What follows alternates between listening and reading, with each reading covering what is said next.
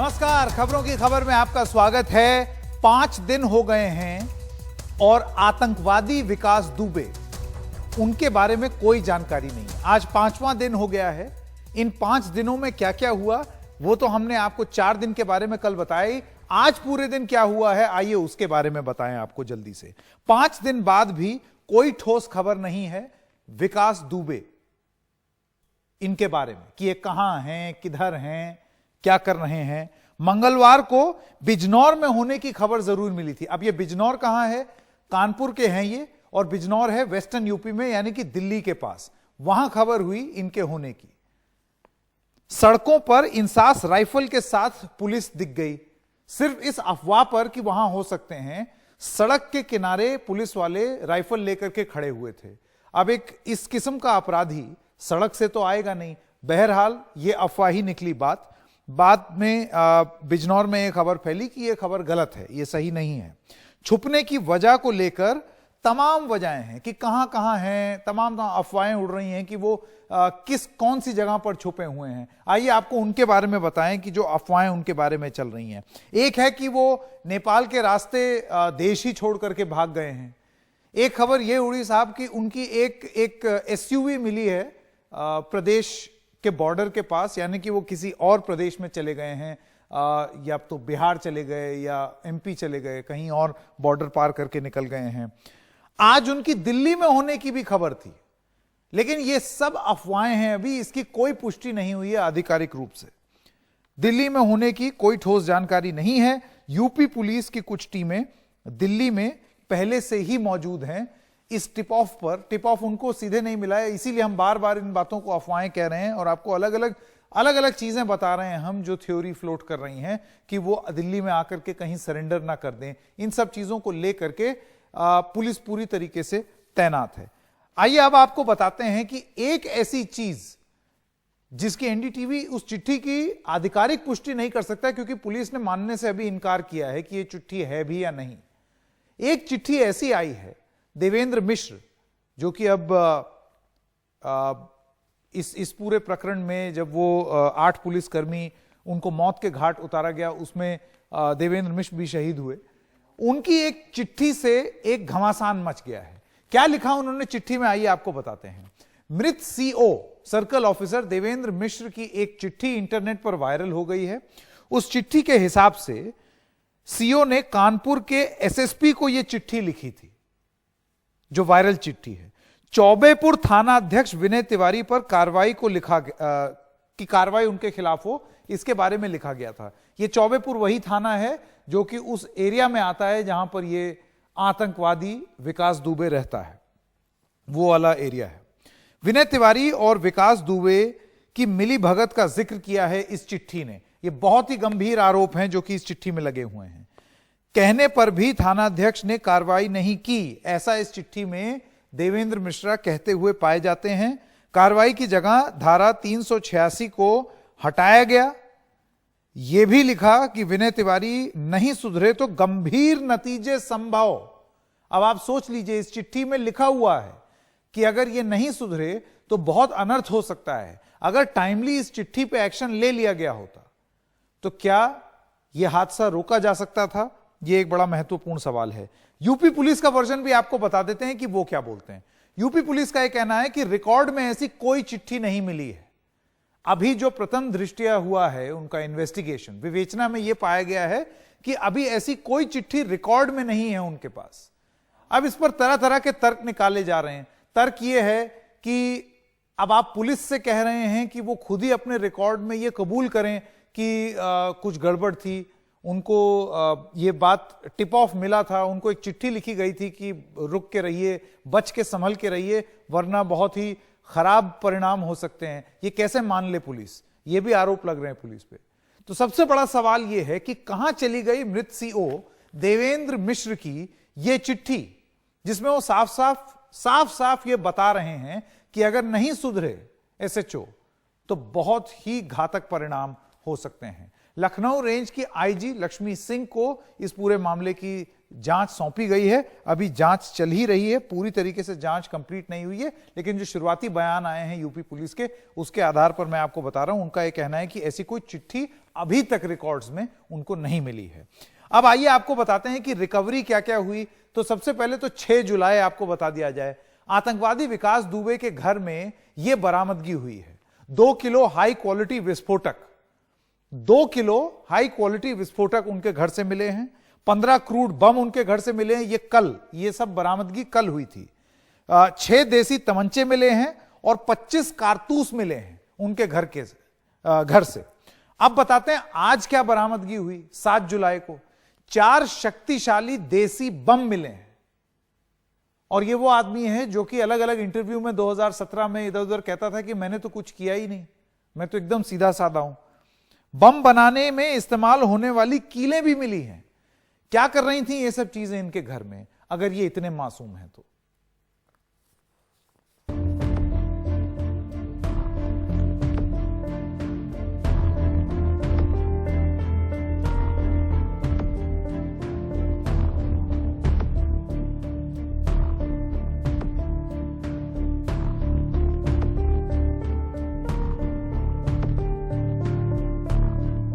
जब तक हम विकास दुबे और उनके साथियों को गिरफ्तार नहीं कर लेते, जब तक उनको हम कानून के शिकंजे में नहीं लेंगे, तब तक हम लोग इसमें शांत नहीं बैठेंगे।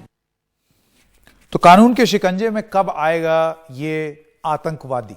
आतंकवादी शब्द मेरा नहीं है, यूपी पुलिस का है। यूपी पुलिस ने उनको आतंकवादी बोला है। विक्रम सिंह पूर्व डीजीपी उत्तर प्रदेश के हमारे साथ हैं, और यशपाल सिंह आप भी एक पूर्व डीजीपी हैं उत्तर प्रदेश के। मैं पुलिस के लोगों से ही पुलिस की कार्रवाई कैसी होनी चाहिए थी, कैसी नहीं होनी चाहिए थी, उसके बारे में ये कार्यक्रम हम करना चाहते हैं। विक्रम सिंह जी, हम आपसे शुरू करेंगे। क्या लगता है आपको, इस चिट्ठी को कितनी गंभीरता से लेना चाहिए देवेंद्र मिश्र की, और ये विवेचना जल्दी नहीं हो जानी चाहिए? प्रथम दृष्टिया जो इन्वेस्टिगेशन, जो विवेचना है, उसमें पुलिस कह रही है हमारे पास तो कोई रिकॉर्ड ही नहीं है। अगर रिकॉर्ड, ये भी तो हो सकता है कि रिकॉर्ड गायब कर दिए गए हों। संकेत जी नमस्कार। और यशपाल सिंह साहब हमारे वरिष्ठ, सम्मानीय वरिष्ठ अधिकारी रहे हैं और दोनों पूर्व एसएसपी कानपुर रहे हैं। मैं अपने अनुभव से बता सकता हूं कि इसमें जो तथ्य प्रस्तुत किए गए हैं, उनकी जानकारी, उनका इंटरप्रिटेशन असंभव है। यह चिट्ठी 100% सही है, लेकिन इतनी सनसनीखेज चिट्ठी है कि इसको गायब करने में बहुत लोगों का लाभ है। इसलिए उस लाभ की प्राप्ति के चलते मेरा पहला निष्कर्ष यह है कि अगर ये चिट्ठी नकली है तो बताएं किसने निकाला है, और अगर नकली है तो इसके बारे में मुकदमा कायम करके पंजीकृत करें। बिल्कुल। दूसरा बिंदु आपका यह है कि अगर ये पुलिस की जांच है, ये हाईकोर्ट की जांच नहीं, जुडिशियल इंक्वायरी नहीं, जहां 6 साल 10 साल लगेंगे, ये पुलिस की इंक्वायरी है, हंटर की चोट की तरह। रात होते होते इस पार या उस पार आपको बताना चाहिए, वरना 24 घंटे में अगर आपने नहीं बताया तो संदेह यह जाता है कि आप लीपापोती कर रहे हैं। यशपाल जी, आप इससे सहमत हैं जो विक्रम सिंह जी बोल रहे हैं? क्योंकि उनका यह कहना है कि या तो आप कार्रवाई कीजिए, और अगर आप कार्रवाई नहीं कर रहे हैं तो इसका मतलब आप कवर अप करने की कोशिश कर रहे हैं। ऐसे वक्त में जब आरोप सीधा पुलिस पे लग रहा है कि अंदर से ही लोगों ने मदद की, जिसके चलते 8 पुलिस वालों की जान चली गई, तो कितना बुरा है ये लीपापोती? जी, मैं विक्रम सिंह जी की बातों से बिल्कुल 100% और निश्चित से इसमें लिपापोती की जा रही है, क्योंकि अभी तक जो बातें आई हैं उससे बिल्कुल साफ है कि इसमें कहीं मिलीभगत रही है। खासकर से यशो कंट्रोल इसमें बहुत ही खराब है, के खिलाफ कार्रवाई की जाए। अभी एक वायरल हुआ है। यशपाल जी मैं माफी चाहूंगा, ये ऑडियो कनेक्शन में कुछ दिक्कत है, इसको अभी तुरंत ठीक करके आपके पास वापस आते हैं। विक्रम सिंह जी, आपसे पूर्णतः सहमत हैं यशपाल जी, उनका यह कहना है कि ये लीपापोती जैसा ही लग रहा है। मैं आपसे ये जानना चाहता हूं कि इस मामले को कितनी गंभीरता से लिया जाए, इसमें पॉलिटिकल विल कितनी जरूरी है कि जल्दी से जल्दी ये मामला साफ हो कि अगर पुलिस लिप्त थी तो उसको सबसे पहले तो हम एक्सेप्ट करें, कबूल करें कि हां ऐसा हुआ, कार्रवाई करें और उसके बाद एकजुट होकर के इसको ढूंढें विकास दुबे को। क्योंकि अगर ऐसा नहीं किया तो आप वही गलती दोबारा दोहरा रहे हैं। फिर सिस्टम का कोई आदमी इसको वापस मदद करेगा। शहीद देवेंद्र मिश्रा का ये जो पत्र है, मैं इसको सामान्य पत्र नहीं मानता हूं, उसका डाइंग डिक्लेरेशन मानता हूं, क्योंकि इसमें अत्यंत महत्वपूर्ण स्थान इंगित है। एक सब इंस्पेक्टर बाहर जाता है, लौट के जीडी में एंट्री करता है, 386 को विलुप्त करता है और तमाम ऐसे आपराधिक कृत्य हैं। इसके बारे में एक टेलीफोन कॉन्वर्सेशन भी वायरल हुआ है। तो इस तरीके का हुस्न इत्तेफाक नहीं होता कि बिजली एक ही आदमी पे 2 बार गिरे। और ये अगर है, इसकी भाषा और शैली और स्टाइल पूरी पुलिस की गोपनीय जो पत्रावली होती है उसी प्रकार की है। इतनी जानकारी किसी अन्य व्यक्ति को हो और ऐसा पत्र बना करके वायरल कर दिया जाए, ये मैं मानने को तैयार नहीं हूं। विक्रम सिंह जी, देखिए दो चीजें हैं। एक तो है राजनीतिक संरक्षण।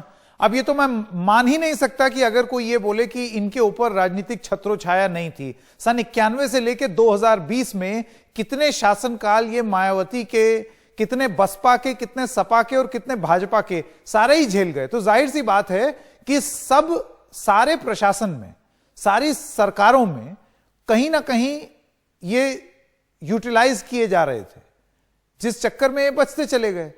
लेकिन पुलिस प्रशासन को आपको लगता है कि ये एक ऐसी मैल है, एक ऐसी गंध है यूपी के सिस्टम में कि वो तमाम विकास दुबे को जन्म देती है अलग अलग जगह, और उनको संरक्षण भी मिलता है सिस्टम का।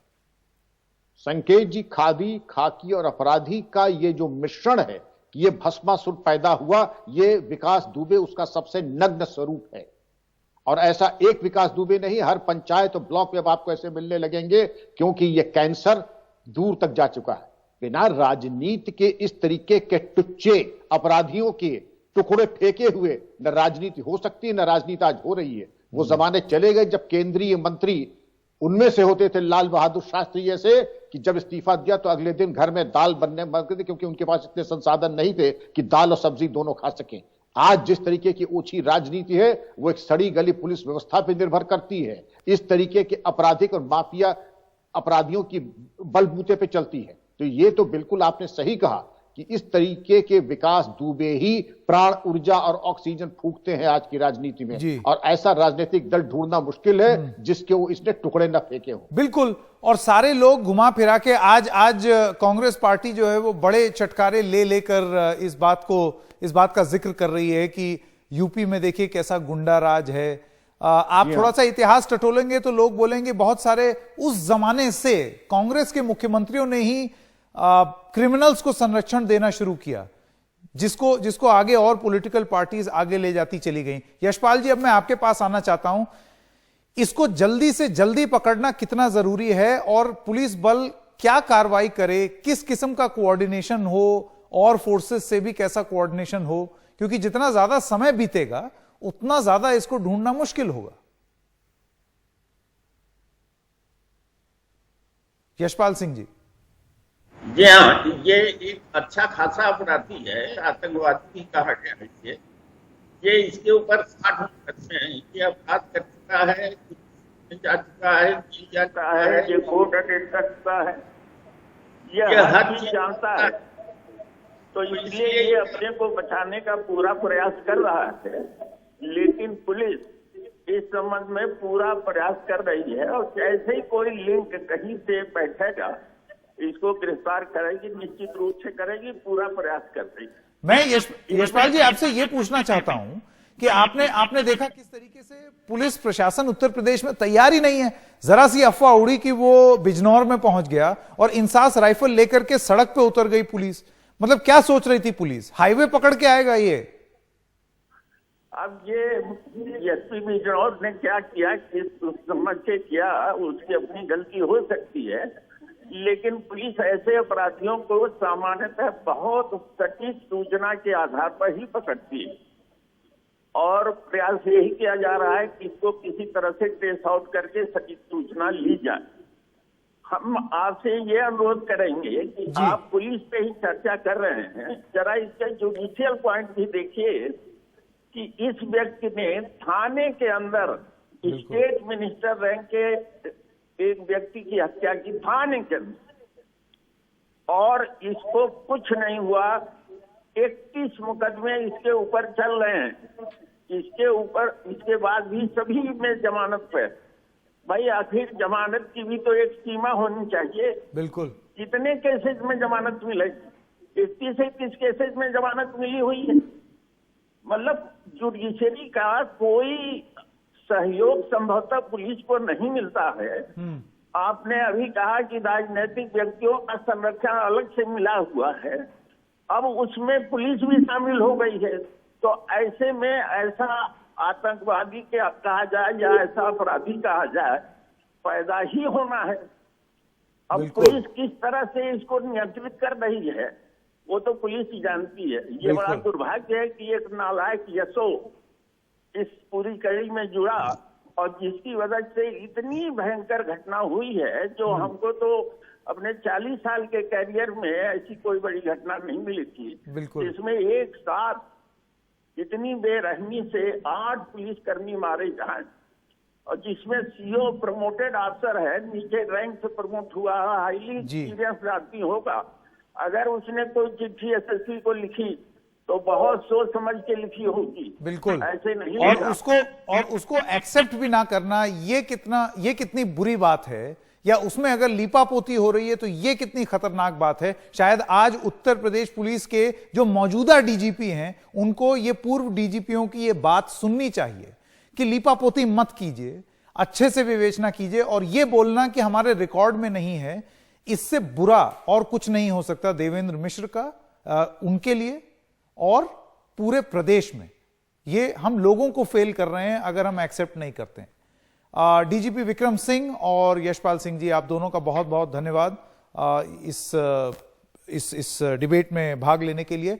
खबरों की खबर में एक छोटे से ब्रेक के लिए रुक रहे हैं, खबरें जारी रहेंगी दूसरी तरफ।